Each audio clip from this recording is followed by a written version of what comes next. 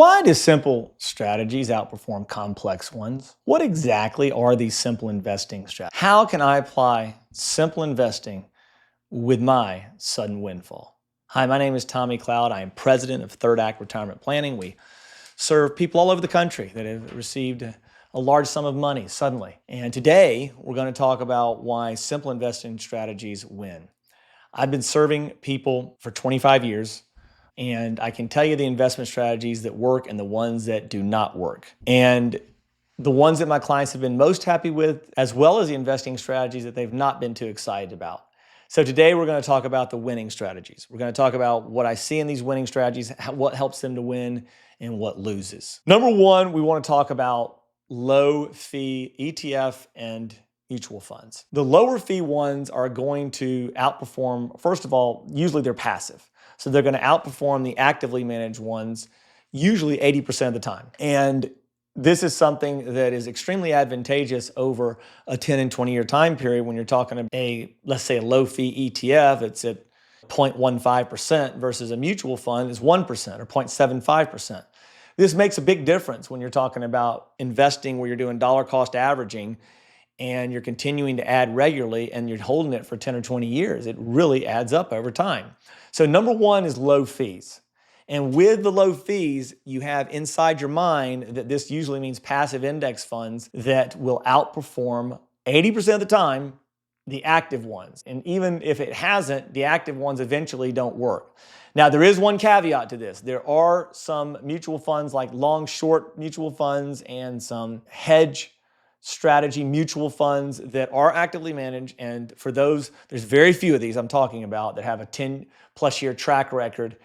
Those you can pay a little bit more for. They provide non-correlation with good performance. If you'd like to know what some of those funds are, just email me at thomas@thirdactretirement.com and I can send you some of those by email. Otherwise, you're going to just want to stick with your index investing when we're talking about US stock and foreign stock investing. US bonds, foreign bonds, all of that is index fund investing. ETFs, preferably. If not, you can buy some of those Vanguard mutual funds. My three favorite families for low-cost investing would be Schwab, DFA, and Vanguard. Number two is going to be being less emotional, not trying to time the market. Oh, I'm reading my newsletter and it's telling me that I need to do X, Y, Z, or I'm seeing the government doing this, so I'm going to do this, or this company this. I talked to one person this year that was going to put their entire investment portfolio, which was about $700,000, into one stock. I think it was Tesla. And he had read about it. He knows it's going to double over the next, whatever he said, 3 years, 5 years, whatever it was. He knows it. He knows more about stock investing than most people. And he wasn't going to have any other idea. I helped him reduce his taxes, but he wasn't going to have any type of investment discussion. So you don't want to try to time the market and use news. And you're not a stock researcher. You didn't go to a top university. You didn't get an advanced designation like a CFA. You haven't spent 10 years studying under a world-class hedge fund manager or even stock picker. Some of those that have 20 and 30 stocks, those separately managed accounts, they have some pretty good track records there. There's a few of them. But you need to remember that timing the market is not a good idea also because if you miss like the best 1 to 5 days, we've seen this, that it greatly impacts the 10 and 20 year performance of your portfolios and the 5-year portfolio performance. So let's say that you can impact it up to 1 to 2% per year just if you miss the best day of the year because you're trying to time the market, or the best 5 days even. It gets even worse. They've shown how much this greatly impacts. You can look up any of these studies and find them. So number three would be, in addition to, again, number one, low fees. You want to keep that when you're doing your securities, low fee funds. Number two would be don't time the market. Don't get emotional with it. Don't try to become an expert in your own mind. And then number three, and arguably the most important to me, is the diversification. Now, when I'm talking about diversification, I'm not just talking about company diversification where, oh, I didn't put all my money in Apple stock. I understand that, but you're still exposed to the US stock market. Just because you buy an ETF that invests in US stocks, it is low cost, and you own 500, 1,000, 3,000 stocks, you are still exposed to the risk of the US stock market greatly if you don't have any other asset classes. So I'm talking about, when I say diversification, non-correlated Asset class diversification. What is an asset class? Bitcoin is one. Gold is one, which is under the broader category of precious metals. US stocks and foreign stocks is one. I call those global stocks. The reason why I lump those together is because foreign and US stocks perform together. You could put utility stocks as their own asset class. It's the most defensive sector of all the sectors in the stock market, and it has a moderate correlation.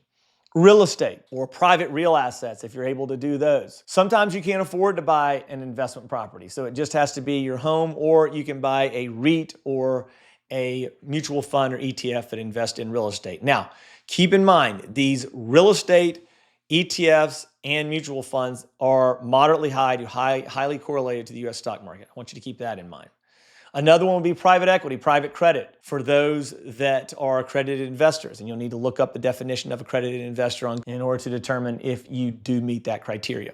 They do have some private credit ETFs and mutual funds that you could look at that are pretty good. And that would be a case where you wouldn't worry as much about the fees as we talked about in number one. So those are some different asset classes that you could look at. Then, of course, I forgot to mention, you also have US bonds and foreign bonds.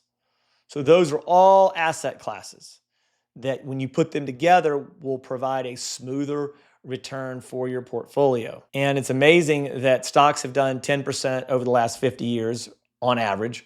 Gold's done about 7% per year on average, 7.5%. And yet when you put the two together, they only underperform a 100% stock portfolio by 0.1%. You'd think if you took 7 and 10 and averaged it together, you're going to end up at 8.5%, but that's not the case. It ends up being closer to 10, almost 10%. And that's because when you put non-correlated asset classes together, when one of them drops a lot, the other one can be there to hold the portfolio's value. And avoiding big losses is one of the most important things you can do for your long-term investment success. A 10% drop, for example, if you have $1 million and you're down 10%, you go down to 900,000. In order to get back to $1 million, your portfolio will now need to grow 11%. And it gets even worse when you talk about a 50% drop. You have to grow 100% to get back to break even. So please do understand the importance of true non-correlated asset class diversification. Those are the three. I'll review them one more time. Number one is low fee ETF or mutual funds. Number two, do not try to time the market because of your emotions or reading prowess of these newsletters, the news, or the way you're hearing what's happening on the news.